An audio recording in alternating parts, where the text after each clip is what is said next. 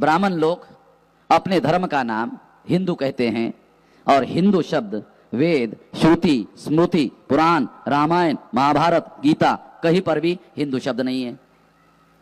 हिंदू संस्कृत भाषा का शब्द नहीं है। मैं ब्राह्मणों को चुनौती देता हूं कि वो हिंदू शब्द संस्कृत भाषा का शब्द है सिद्ध करे।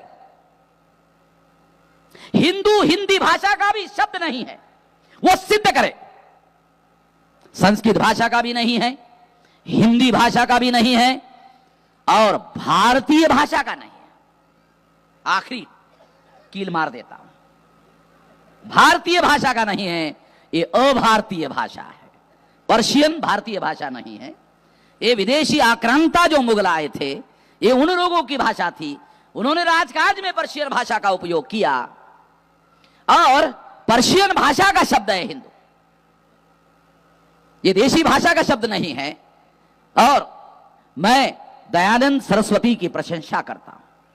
दयानंद सरस्वती महान थे, सही थे, सच बोलते थे, सच लिखते थे कि हिंदू शब्द हमें मंजूर नहीं है, ये मुगलों की दी हुई गाली है, हमें ये शब्द मंजूर नहीं है, ऐसा दयानंद सरस्वती कहते थे। बाल गंगाधर तिलक के पहले सबसे बड़ा ब्राह्मण अगर कोई हुआ है तो दयानंद सरस्वती हुआ है और ये सच बोलने वाला ब्राह्मण था। इसके बाद कोई ब्राह्मण सच बोलता हुआ दिखाई नहीं दिया, क्योंकि दयानंद सरस्वती ने सत्यार्थ प्रकाश में हम मूल निवासियों को और बहुत सारे लोगों को बहुत सारी गालियां दी। इसलिए मैं कहता हूं सच बोलते, इसलिए कह रहा हूं सच बोलते, उसके सच की प्रशंसा करनी चाहिए। उसने लिखा कि हिंदू जो शब्द है हमें स्वीकार्य नहीं है, ये मुगलों की दी हुई गाली है, ये गाली हमें मंजूर नहीं, ऐसा वो खुद कहते हैं। इसलिए साथियों, एक तो ये हिंदू शब्द जो है इस रेफरेंस में हम लोगों को समझाने के लिए बता रहा हूं। दूसरी बात, ब्राह्मण धर्म, जिस धर्म का नाम वैदिक धर्म, सनातन धर्म, ब्राह्मण धर्म, श्रुति धर्म, स्मृति धर्म, ये शब्द कहा जा सकता है। ब्राह्मणों के धर्म के लिए ब्राह्मण धर्म, वर्ण धर्म, श्रुति धर्म, स्मृति धर्म, ऐसा शब्द प्रयोग कहा जा सकता है। इनको दस्तावेजी प्रमाणित किया जा सकता है। तो अगर इसका नाम हम चर्चा के लिए स्वीकार करें कि यह वैदिक धर्म है, तो कोई SC ST OBC का आदमी हम वैदिक धर्म के हैं किस आधार पर कहेगा? अगर कोई इसे ब्राह्मण धर्म कहे तो SC ST OBC Kunbi Maratha का जो आदमी है वो किस आधार पर कहे कि हम ब्राह्मण धर्म के हैं? मुश्किल की बात है। ब्राह्मणों ने इस बात को समझने की कोशिश की और यह समझने की एक वजह हुई और सबसे बड़ी वजह हुई वो है एडल्ट फ्रेंचाइज इंग्लैंड में लागू हुआ, प्रौढ़ मताधिकार लागू हुआ।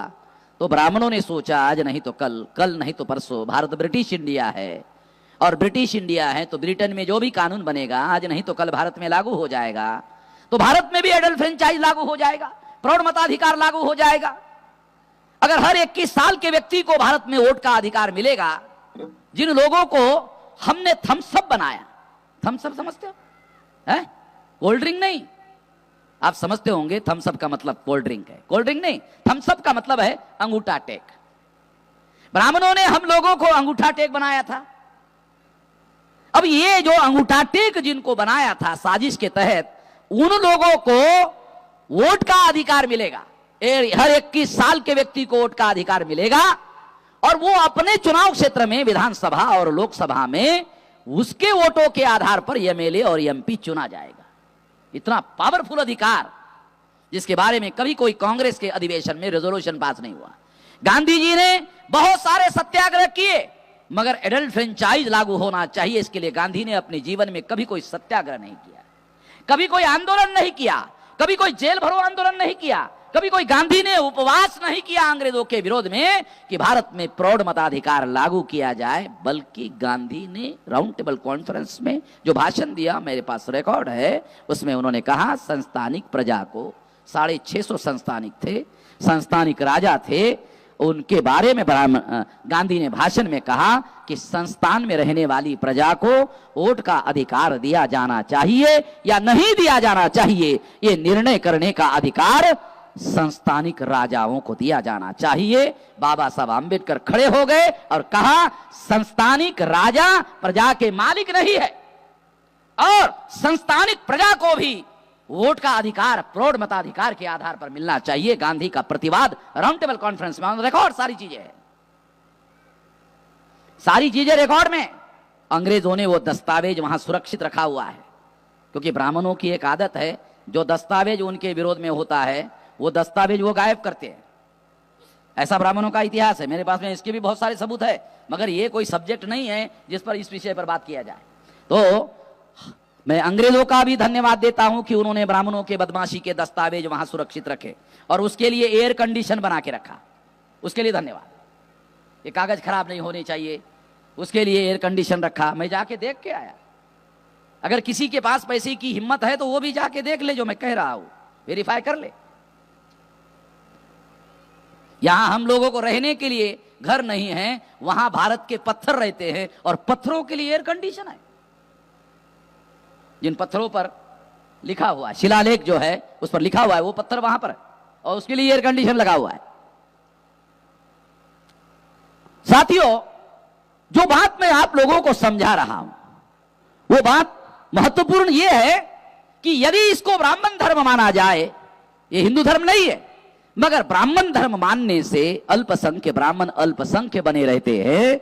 इसलिए ब्राह्मणों ने सोचा कि ब्राह्मण धर्म का नाम ब्राह्मण धर्म रखने से हम लोग खुल्लम खुल्ला नंगा हो जाएंगे और बहुसंख्य जो प्रजा SC ST OBC है इनकी संख्या 74.5% है और अगर इनकी संख्या 74.5% है तो इनके वोट जिनको पड़ेंगे वही MLA बनेगा, वही MP बनेगा और MPओ का बहुमत जिसको होगा वही PM बनेगा। इसका मतलब इनकी संख्या ज्यादा, इनके वोट ज्यादा, तो इनका MP ज्यादा, तो इनका PM भी होगा। ब्राह्मणों ने कल्पना में सोचा, बराबर सोचा, गलत नहीं सोचा, कल्पना में सोचा, बराबर है, ऐसा होगा। इसलिए ब्राह्मणों ने अपने धर्म का नाम ब्राह्मण धर्म के बजाय हिंदू धर्म, ताकि इसको पर्दे के पीछे छुपा के रखा जाए। फिर ब्राह्मण कहते हैं कि हमारे धर्म के बहुत सारे पंथ है, हमारा एक हिंदू धर्म है, ब्राह्मण कहते हैं हमारा एक हिंदू धर्म है और उस धर्म के बहुत सारे पंथ है, वारकरी हमारा ही पंथ है। जबकि तुकाराम उसको ठोका मार रहा है, तुकाराम त्याच्या बुडखात पाचर मारते, नामदेवानी त्याच्या बुडखात पाचर मारला। वारकरी हा एक स्वतंत्र धर्म आहे, त्याचा संस्थापक नामदेव आहे, त्याचं साहित्य अभंगवाणी आहे, लिटरेचर आहे, त्याचे संस्कार वेगळे आहेत, त्याचा सर्व काही वेगळं आहे आणि ते अब्राह्मणी आहे, बरोबर आहे पाटील साहेब, शास्त्री साहेब? मी शास्त्री नाही आहे, त्यामुळे तुमची मदत घेणं मला आवश्यक वाटते। इसलिए बता रहा हूं कि वारकरी एक स्वतंत्र धर्म है। ब्राह्मण उसको अपने अंदर समाहित करने के लिए, मराठीमध्ये ज्याला गिळंकृत करणे असं म्हणतात, समाहित करने के लिए उन्होंने उसको कहा ये पंथ है। लिंगायत नहीं, ये भी पंथ है। ऐसे हजारों पंथ भारत में हैं, तो वो कहते सारे हिंदू हैं और ये हिंदू धर्म के पंथ है, ये हिंदू धर्म के पंथ है। इसका मतलब है ये हिंदू धर्म के ही पंथ है तो सभी हिंदू है। जो वर्ण व्यवस्था को मानते हैं वो भी हिंदू है, जो वर्ण व्यवस्था को नहीं मानते हैं वो भी हिंदू है, जो जाति व्यवस्था को मानते हैं वो भी हिंदू है, जो जाति व्यवस्था को मानते नहीं है वो भी हिंदू है, जो अस्पृश्यता को मानते हैं वो भी हिंदू है, जो अस्पृश्यता नहीं मानते वो भी हिंदू है। साली बड़ी अजीब किस्म की बात। ये होने वाला नहीं था एडल्ट फ्रेंचाइज की वजह से। वो प्रौढ़ मताधिकार, आप लोगों की संख्या ज्यादा, आप लोगों के वोट ज्यादा और ब्राह्मण धर्म के नाम पर ब्राह्मण अगर आपके पास वोट मांगने के लिए आएगा तो वो क्या कहेगा की आम्ही ब्राह्मण श्रेष्ठ लोक आहोत, जन्मानं श्रेष्ठ आहोत, आम्ही तुम्ही आम्हाला मतदान करा, असं जर ते प्रचार करतील तर तुम्ही त्यांच्या ढुंगणात लाथा नाही मारणार? चायला तुम्ही श्रेष्ठ आहात तर तुमच्या घरी जा, तुम्हाला आम्ही मतदान करणार नाही। कालपर्यंत तुम्ही स्वतः सेल्फ डिक्लेअर्ड उच्चवर्णीय होता, आता आमचं मतदान तुम्हाला मिळेल तर उच्चवर्णीय राहाल ना तुम्ही, आणि आमचं मतदान जर तुमच्या ढुंगणात पडलं तर तुम्ही कसे काय उच्च राहणार? लोकांना ही गोष्ट, लोगों को ये बात समझ में आएगी।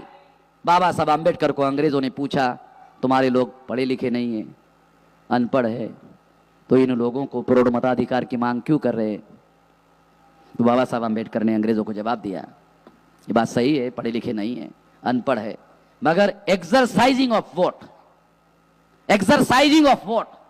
बार बार वोट देने से उनकी दिमाग घिस जाएगा, उनको भी अकल आएगी किसको वोट देना चाहिए, किसको नहीं देना चाहिए। Exercising of vote, on record बातें बता रहा हूं। इसलिए ब्राह्मणों ने यह सोचा कि बहुसंख्य लोग जो है ये हमारे विरोध में हैं, इसलिए उन्होंने अपने धर्म का नाम ब्राह्मण धर्म की जगह हिंदू धर्म रखा, और जो उसके विरोधी लोग थे उनको उन्होंने पंथ घोषित किया और अपने अंदर समाहित किया।